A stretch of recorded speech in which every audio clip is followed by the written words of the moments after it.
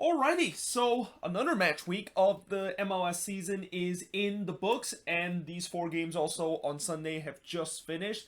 And in terms of these four games, well, if you like goals, unfortunately today is not the day for you. And even though we had these two games that ended 2-1, we also have two games that ended in 0-0 draw, and both of these 0-0 draw couldn't be the more opposite in terms of how the game actually play out that actually finished in a 0-0 draw. And we start off with the first game that ended in a 0-0 draw between Atlanta versus the Red Bulls. And, you know, when you look at this game, it kind of had that feeling that either this game is going to end a 0-0 draw or somebody is going to score a goal. Because for the majority of the game, it was really a battle in the midfield. And at times, it kind of was scrappy. And you can also see both of these teams were really struggling to create much going forward on the attacking end. Now, in the first half, I want to mention that the Atlanta feed that I was listening on ESPN Plus, they have Jeff Larentowicz as the co-commentator along with Kevin Egan in this game. And, you know, I thought Jeff Larentowicz did a very good job as the co-commentator. And, hey, maybe Atlanta should just kind of hire him full-time. And, you know, I said before that Larentowicz, he could definitely be a good coach in the future. But, you know, why not be in the booth and start calling games, because I thought he did a very good job in terms of calling this game alongside with Kevin Egan.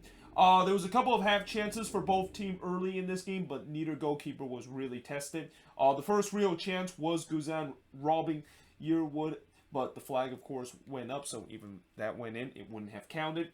Then Franco Ibarra in the 36th minute had to sub off of what looked like a very serious knee injury. Like, he literally could not put any kind of strength on that left knee. And, you know, when that happens, you are kind of fearing that it's probably a very serious injury, and maybe, unfortunately, is going to be an ACL injury. But either way, Alan Franco basically replaced him in that. Then in the 38th minute, it's Guzan's turn to make a big save, this time robbing Camela. And he actually kind of bobbled this save and kind of almost commit a goalkeeping howler there by not actually pair that one or not actually catching this one. And the ball actually kind of was trickling the line. It looks like it was going to go in, but Guzan was just in time enough to basically save that one before the ball actually crossed through the line. Though Atlanta, I thought late in the first half, they were definitely pushing for the equalizer. They had a couple of, or not push for the equalizer, but push for the opener to potentially leave 1-0 heading into the first half. But we head to halftime, 0-0 between both of these teams. So we go to the second half, and it's in the second half, it's the Red Bulls' turn to unfortunately have to sub off one of their defender, and this time is Andres Reyes. And, you know, this is definitely a big blow for the Red Bulls, because Reyes, not only the fact that he's been doing very well so far this season for the Red Bulls, but also the fact that the Red Bulls, they've already down a lot of center back in their center back depth. I mean, they already don't have Aaron Long for the rest of the season, and now Reyes, of course, came in, and this maybe was an opportunity for him to shine, and he definitely has done that. But now it seems like he has went down with a hamstring injury, and he could potentially be out for a couple of weeks. So Amaya basically replaced him, and actually the Red Bulls were going with, I think, a 3-4-1-2 formation in this game. It was kind of a very odd formation that Gerhard Struber decided to use, because that's not a formation that he usually used. But now they reverted back to the usual formation that they used to do, which is the 4-4-2 formation, and go with two center back. Again, it was a scrappy start to the second half, just like what we saw in the first half, where there wasn't really a lot of chances. Fabio missed wide from close range in the 57th minute before Miles Robinson hit it wide from close range. And then in the 68th minute, Kyle Duncan had a big opportunity from 12 yards out, but Guzan make a big save to rob him there. I thought this game was really up for grabs, and I also thought that one goal seems to be enough to win this game, because again, it was a relatively scrappy game, and whoever is going to get that first goal probably is going to hold on to win 1-0 in this one.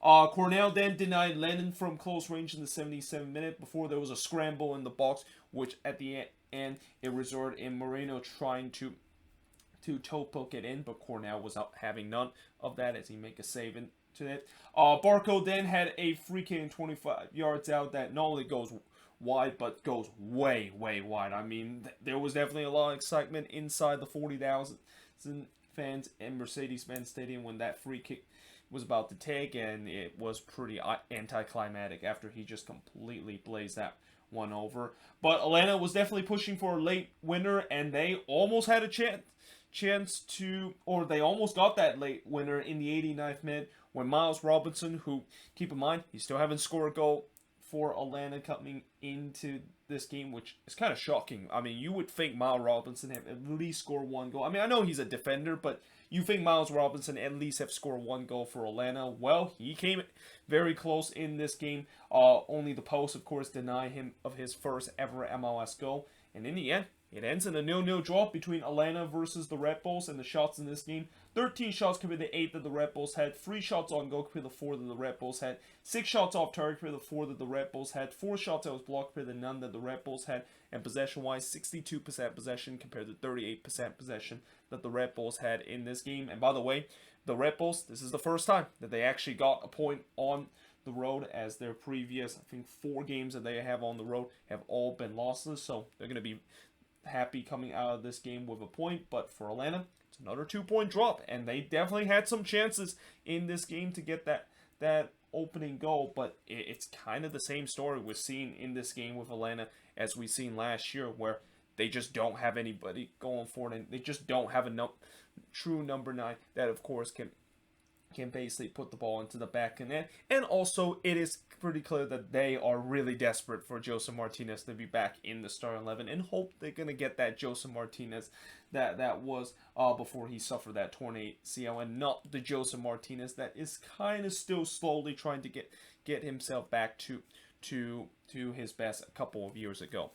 But now moving on, in terms of the next match, is this game between NYCFC versus DC United, and boy, oh boy, this was a crazy ending in terms of how this game went.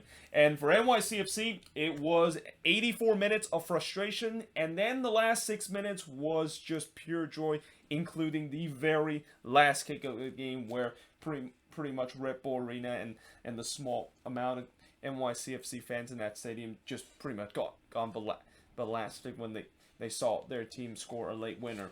But first of all, in the first half, I thought NYCFC early in this game, they had some good early pressure and had some energy, and almost feel like they were actually showing that urgency that they want to get that opening goal very quickly in the game. But Sean Johnson did had to prevent an Acevedo shot that he mishit that one, and almost turns out to be an own goal, but Johnson was able to prevent that. Then Castellanos basically had an empty net to shoot, and I don't know why he decided to not just, like, when he had that empty net to shoot, all he had to do is just basically put some power and hammers it in. But I don't know, was he maybe got caught into 2 minds or something, but because he inexplicably just kind of passed it right to Hamid. I mean, I'm not sure, did he realize that he's playing for NYCFC and not DC United, because that feel like he was playing for DC United, where he just kind of casually gave it back to Hamid and like, oh, Hamid, you made a mistake, but I'm just going to give it right back to you because, I'm kind whatsoever. And, that also turns out to be a big miss for NYCFC, because literally on the very next sequence, Nigel Roberto scored his first MLS goal for DC United, as he scored from Nyman to make it 1-0 in favor of DC United. Chanel then in the 15th minute had a free header, but unfortunately it missed wide. I thought DC was looking very threatening whenever they go on the break, and most of the chances that they had in the first 20 minutes was coming from the break, including the goal that they scored in the 8th minute. Then Hamid did have to deny Castellanos, and DC, they kind of just stopped playing for a second, and I saw a lot of their players just kind of have their hands up saying that it should have been offside, but the flag never came up. And this isn't even an instant where the flag did came up eventually when Hamid denied Castellanos. No, the flag never came up, and the DC player just kind of stopped playing. Now, the good news is, at least those DC players, they might think that, well, if it's all, even if that one went in, they might go to VAR to see if indeed this one is going to be called back. But still, it was kind of odd, the fact that they just kind of stopped playing. And if it wasn't for Bill Hamid able to deny Castellanos there would have been a lot of question that is going to be asked at halftime in terms of that incident. Then there was an unscheduled hydration break in the 34th minute. I was kind of surprised there was no hydration break during this game because it was relatively hot in New York during this game, and they just decided to not have a hydration break. And apparently this was also during a time when DC was bringing some subs, and when they decided to bring in some sub, everybody just gone to the bench and started to have a hydration break. And originally the referee basically told the players that no, this is not a hydration break. But obviously, since now everybody went to the bench to get some water, I think he probably just say, you know what, here, you guys can have this hydration break, even though I didn't say you're supposed to have it. But go ahead, you can just take your water and we can quickly play again. So yeah, again, that was kind of strange, the fact that all the players, of course, decided to have a hydration break when the sub was happening. But at the same time, it shouldn't be a big surprise because, again, it was relatively hot in New York during this game, and I just don't know why exactly they did not have a hydration break. Or should I say, it was relatively hot in New Jersey, because remember, this game is playing in New Jersey and technically not in New York. But we do head to halftime with DC leading 1-0, and heading into the second half, there was kind of a half-hearted VAR chance from the crowd after Mora did kind of put a crunching challenge on Maxi Morales. I mean, it was a relatively hard challenge, and Mora did get a yellow card for that, but I didn't think it was malicious enough to maybe go to VAR to see whether or not if they're going to overturn that yellow card to be a red card. So yeah, that was kind of interesting where the crowd, it was kind of a half-hearted, and again, it wasn't a relatively big crowd on that, so maybe that's why I kind of wrote it half-hearted, because I don't think some people in that crowd was really cheering for NYCFC. They're probably just there to go to Red Bull Arena for a nice Sunday night kind of soccer game. But after that, there was a couple of half chances for NYCFC, but none of them really tested Hamid. But Hamid did deny Thiago in the 62nd minute. DC was really starting to drop their lines, and they feel like the 1-0 scoreline that they currently have is going to be enough to get all 3 points. And in some way, it was not a bad idea because NYCFC was having a lot of trouble trying to break down that low block that DC was putting against them. Then Canals hits it straight to Sean Johnson in the 70th minute as one of the rare chances that DC had in the last 30 minutes. There was then no penalty that was called for NYCFC after Thiago went down in the box. I didn't think that was a penalty. I think he went down a little bit too easily in the box. Then Acevedo header goes straight to Hamid in the 81st minute, and you can definitely see that NYCFC, they were trying their best to push to get the equalizer, but you can also maybe sense that this is also going to be one of those days that they just seems like they just don't have enough in the attack to get the equalizer. But in the 84th minute, they finally got the equalizer. It's Keaton Parks scoring from Maxi Morales to make it 1-0 or make it 1-1 in this game. Lovely delivery there from Maxi Morales from the corner, and Keaton Parks was there before everybody to hit that one in. But at the same time, you could maybe even question the DC marking there on that set piece. It wasn't relatively well, but yeah, it is all tied up at 1 apiece, and NYCFC feeling that they kind of had the momentum, and they started to try to push for a second goal. But in the 89th minute, Ariola just puts it wide from 18 yards out, as DC feel like, now we probably maybe need to start thinking about going for it too, to maybe get that lead back that we hold on for a very long time in this game. And then in the 4th minute of stoppage time, Johnson absolutely robbed Ariola from 6 yards out. Like, Ariola, I don't know if he knew a lot about that one, because he didn't really hit a very clean strike, but still Sean Johnson had to make a big save in terms of that. And then literally as soon as Johnson actually catch that ball, he immediately flinged the ball upfield, and he actually kind of slipped as he put this route one ball to Thiago, but Thiago was able to get this one through. And I think DC kind of committed a little bit too many man forward, because Thiago basically got off to a foot race with the last DC United defender, and in the end he was also able to show some good composure to slot that one into the bottom left corner and score the winner for NYCFC in the 95th minute. And of course, Sean Johnson also got an assist in that. So this is one of the rare times that you see a Route 1 ball actually worked out. It doesn't happen often, but when it does work out, boy, it is lovely to see, and especially how, this, as I said, this game kind of had a crazy ending, and this was kind of the crazy ending because DC United, it looked like on one hand they were going to get that second goal, but they were denied by Sean Johnson, only for them to now lose the game on the other hand because they just, again, I think they committed a little bit too many men for the winner. But yeah, the final score is 2-1 in favor of NYCFC, and the shots in this one, 14 shots compared to 8 that DC United has, 7 shots on goal compared to 4 that DC had, 4 shots off target compared to 3 that DC had, 3 shots that was blocked compared to 1 that DC had, and possession-wise, 64% possession compared to 36% possession that DC United has in this game. And, for DC United, not only the fact that it's a heartbreaking loss that they suffer in this one, but again, I thought they played well in this one, and I thought that this was a perfect road game that they played, but unfortunately in the last couple of minutes they just kind of left all that good performance out of the door, and then of course concede those two late goals to drop this result.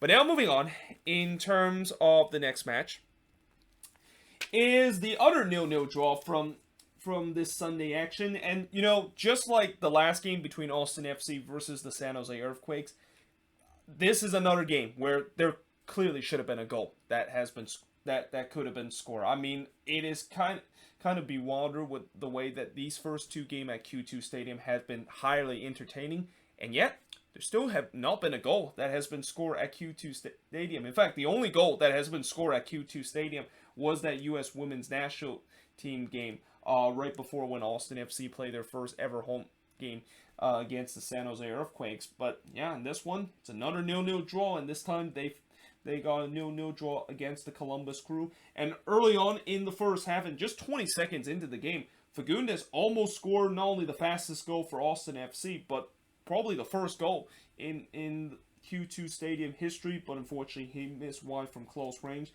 It was a promising start for Austin FC, I thought. Dominguez did try to drive one that goes wide in the 10th minute, though Columbus, I thought they started to get back into this game. The game did kind of become end-to-end a little bit. In fact, a lot of times in this game where not only the fact that this game was played in a very fast pace, but there was a lot of end-to-end action throughout this game, and it also kind of just is another way to see how in the world did this game actually end at 0-0, despite the fact that this game was just wide open than like the last one when Austin played against the Quakes in the home opener of Q2 Stadium.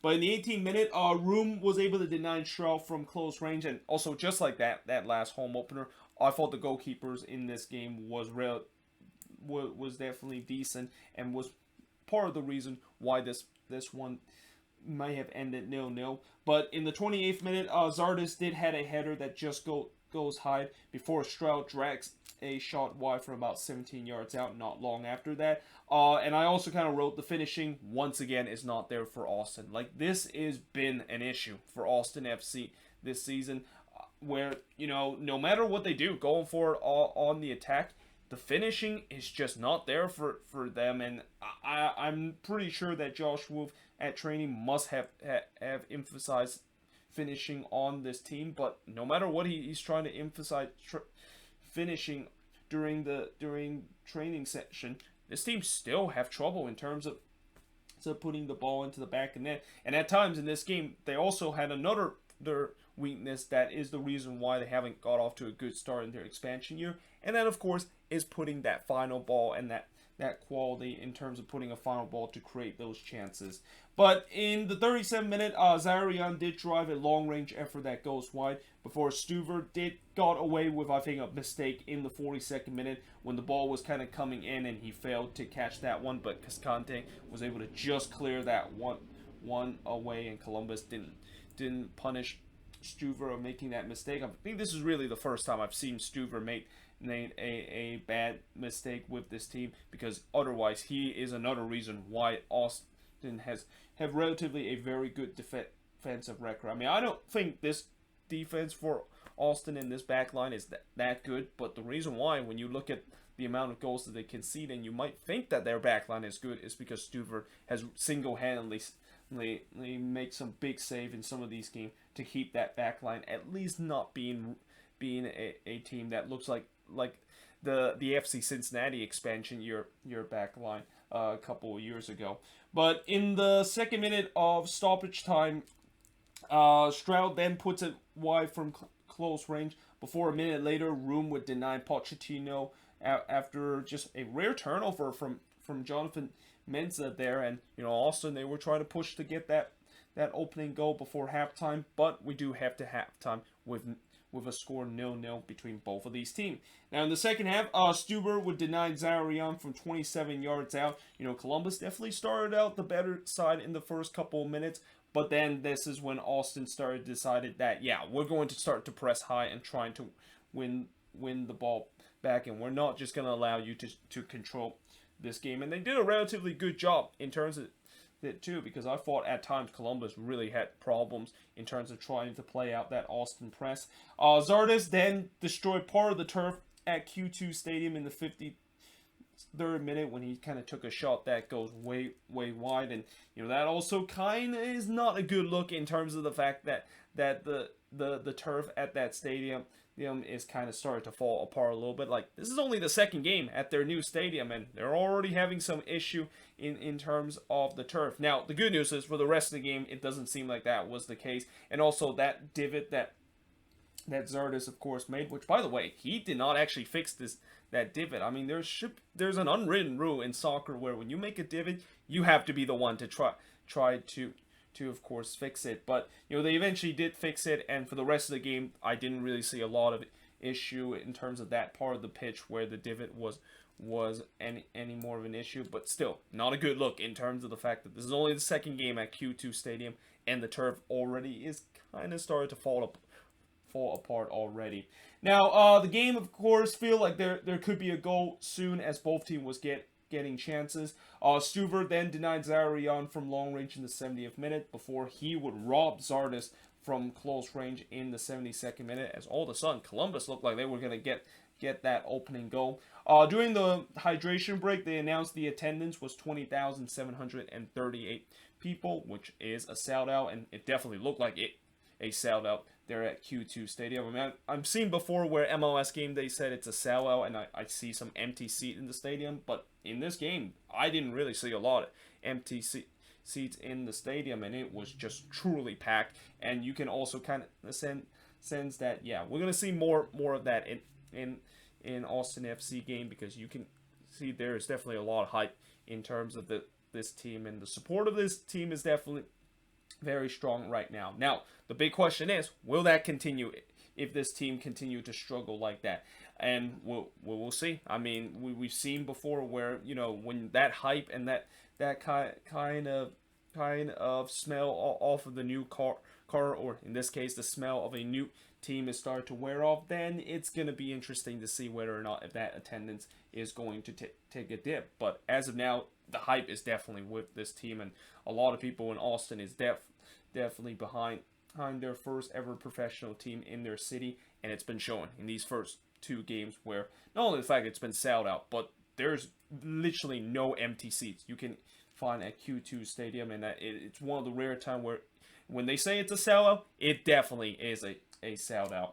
But in the 84th minute, Dominguez did put one wide on the volley as Austin continued to try to push for the first goal. Then in the 90th minute, there was a controversial call when there was no penalty that was awarded to Columbus. After they did momentarily look at VAR, then they said that they deemed that Alex Rain challenge on Nagbe in the Columbus box or in the Austin box was not worthy of a penalty. And I'll tell you what, that was kind of close in terms of the fact that maybe should have been awarded a penalty, because you definitely see that Ring did make some contact to Nagbe. Now, both of these guys kind of laughed it off after that play, and maybe that is the reason why the referee kind of didn't award a penalty, or maybe the fact that they don't want to anger like the 20,000 fans in the stadium right now, and also kind of ruin of what has already been a great game. And it will also suck the fact that the first goal ever at Q2 Stadium is not only going to be scored by opposition, but it's going to be scored on a penalty spot. Like, that is probably a very lame way for the stadium to get have their first ever goal in history. So I guess maybe play into the factor why there was no penalty kick that was awarded, but still, that was very close. It was borderline in terms of the fact that it could have definitely awarded a penalty, but in this case, no penalty, of course, was given. The 20,000 strong was trying to will Austin FC at the end of scoring the first goal. Like, that stoppage time, it was probably one of the loudest I've ever heard an MLS stadium get. Like, it was not only a proper playoff atmosphere, but it felt like it was a game that I watched in Europe where the crowd was super loud, and they were hoping that eventually Austin is going to get that goal. And if they did get that goal, I believe that building is just going to completely erupt. And they're going to erupt so loudly that I'll probably even hear the cheering from where I'm sitting right now. And that stadium is about 2,000 miles away from where I'm living. But unfortunately, that didn't happen because both of these teams would have to settle for a 0-0 draw after the 90th minute. And the shots in this one, 17 shots compared to the 15 that Columbus had, 5 shots on goal compared to the 6 that Columbus had, 9 shots off target compared to the 6 that Columbus had, 3 shots that was blocked for both of these teams, and possession-wise, 57% possession compared to 43% possession that Columbus had. And, Columbus, I think they'll be happy to get a point out of this game. But, for Austin FC, this is another 2-point drop at home, and this is going to be something that they have to figure out if they want to at least be a respectable MLS team, because the old cliche is that when you don't score a goal during a game, you usually will never get a chance to get all 3 points in a game, and that cliche couldn't even be more true for Austin FC right now, where they don't put the ball into the back of the net often and aren't able to score goals. This is going to be a thing that they're going to have to deal with for the majority of the season now, and I'm pretty sure a lot of their fans do not want to always see them just getting 0-0 draw at home, because after all, nobody likes a 0-0 draw, especially attending it in person.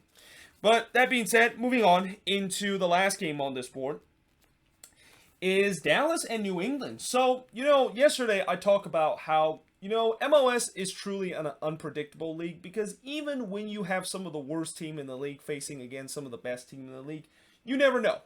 There could be an upset that could happen. And we kind of almost saw it in the game between Chicago versus Philly and the game between Seattle versus Vancouver, where the worst team almost pulled off a upset in terms of those games. And in this one against FC Dallas versus New England, Dallas was able to pull off the upset, because they were able to get only their second win of the season by winning 2-1 against New England. Early on in this game, Tristensen did try to sneak into the back post and score, but unfortunately he missed that one wide. Before Dallas would get the opening goal in the 11th minute, it's Ricardo Pepi scoring from Jesus Ferreira to give Dallas a 1-0 lead. Pepi was definitely the difference maker for Dallas in this game, because later on I'll mention how he actually got the second and what would be the winning goal of this game. But I thought Dallas early on, they've done a great job, not only on the attack, but they did a really good job in terms of cutting this Raps back line, which is something not a lot of team has been able to do this season, because this Raps back line is considered one of the best back line in the league. But in the 19th minute, Pepi almost had a chance to score his second goal, but the post unfortunately denies him there. And I thought New England kind of looked like they were a step off. Like, throughout this game, I kind of feel like New England just feel tired coming into this one. And I don't want to make any excuses for New England in terms of them losing this one, but anytime when you're playing your third game in 7 days, and especially the fact that you have to play in Texas and in a hot weather as it is in Dallas, you're going to expect you're going to expect any team to really struggle, and that just kind of feels like that's the case with New England in this game, where they just feel like they weren't up for it, and they just kind of feel like they desperately need to have a week off, which the good news is they are going to have at least, or they're gonna have a couple of days off before they get their next game next week on the 4th of July weekend. But as soon as I kind of wrote that, about 10 minutes later, New England actually got the equalizer, and it's Gustavo Bou that gets the equalizer for New England, and that kind of really changed the momentum of this game, because Dallas, they were actually the better team before New England actually got a goal back and kind of in some way score against the run of plays, because Jimmy Maurer, just 2 minutes after New England got the equalizer, he had to prevent New England to take the lead as he denied Tejan Buchanan in that chance. New England, again, they started to now have the momentum and were looking to try to get the lead. But then in the 39th minute, the momentum seems to kind of swing right back to FC Dallas, because there was a huge shout for a penalty for Dallas as O'Brien thought that he was brought down in the box by Farrell. Nothing is given, even though the fans feel like that they should have gone to VAR for that. Then in the second minute of stoppage time, Dallas almost took the lead before halftime, or retook the lead at halftime, as they robbed Jesus Ferreira, who actually went one-on-one with Matt Turner there. And if there is a goalkeeper that is probably the best in terms of 1v1 situation, Matt Turner is that goalkeeper. Like, anytime when Matt Turner has to put into a one-on-one situation, most of the time he's able to make that big save, and that just kind of shows you why he is considered one, if not the best goalkeeper in this league right now. So we do head to halftime at 1-1 between Dallas and New England. And in the second half, New England actually was on the front foot early in the second half and kind of started to look more like the New England that I know of, and the New England that is the reason why they're at the top of the Eastern Conference. Bou missed wide from a close range shot in the 51st minute.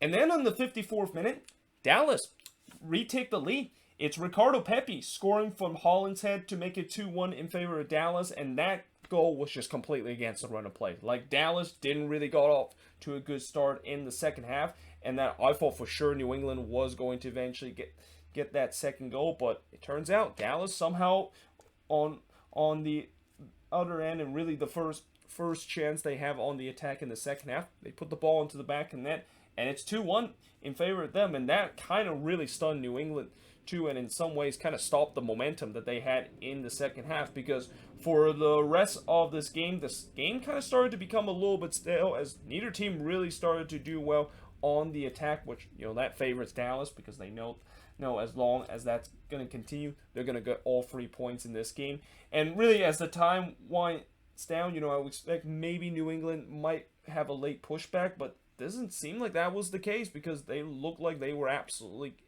gas. And as I mentioned, with them playing their third game in 8 days, it seemed like the fatigue is started to get to this player. But Bunbury did have a chance in the 85th minute to try to get the equalizer for New England, as he puts a bullet header that unfortunately goes wide. But in the end, Dallas able to win 2-1 in this game, and really kind of comfortably hold on to this 2-1 win, because New England didn't really put a lot of pressure on this Dallas back line, even though you were expecting that, of course, is the case. But again, Dallas able to hold on to win 2-1s in this one. Shots in this one, 8 shots compared to 16 that New England has, 4 shots on goal compared to 5 that New England has, 3 shots off target compared to 9 that New England has, 1 shot that was blocked compared to 2 that New England has, and possession-wise, 43% possession compared to 57% possession that New England has in this game. And also this game, just a reminder of why MLS is so unpredictable, and why you should probably never bet in an MLS game, because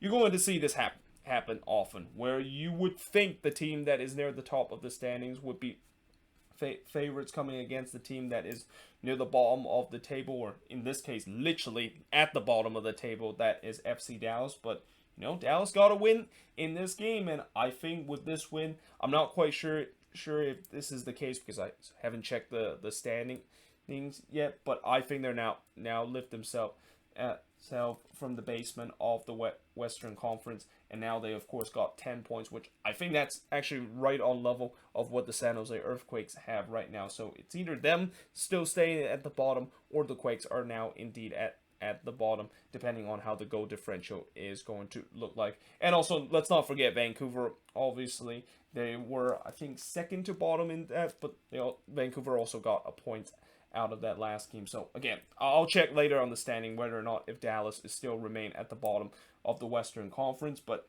at least at the end of this game, Dallas fans have something to cheer about, which is something that they have not had in a very long time. But yeah, either way, hope you guys enjoy this video. If you do, make sure you guys leave a like, smash that subscribe button. Let me know in the comments below, what do you think of these 4 games? And yeah, hope you guys enjoyed this video, and I will see you guys next time.